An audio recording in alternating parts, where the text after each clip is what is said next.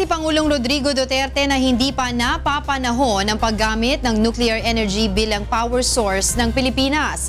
Kasunod na rin ito ng panukalang buhayin ang Bataan Nuclear Power Plant upang tugunan ang problema sa supply ng kuryente sa bansa. Ito ang balita ni Victor Cusare.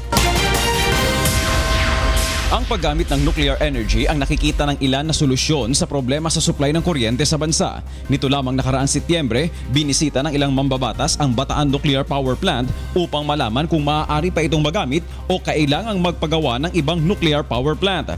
Ngunit kung si Pangulong Rodrigo Duterte ang tatanungin, hindi pa napapanahon ang paggamit ng nuclear energy sa bansa. It is not yet an extremist. Wala pa talaga the danger zone that we will die if there's no energy.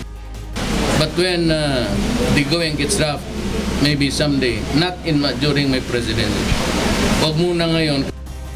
Ayon sa Pangulo, kailangan munang pag-aralang mabuti ng pamahalaan kung paano malalagyan ng safeguards ang paggamit ng nuclear power plant. Really tight safeguards to assure that there will be no disastrous if there is a nuclear leak or explosion somewhere in the nuclear reactors that we will be building. Pag may leak yan, pag lahat tayo tatamaan dyan. And it's our country, you should remember that. Una na ring nagpahayag ng pangamba ang grupong Philippine Movement for Climate Justice sa planong pagbuhay sa Bataan Nuclear Power Plant.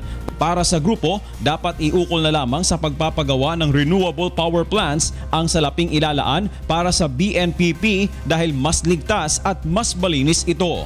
Victor Cosare, UNTV News and Rescue, Davao City.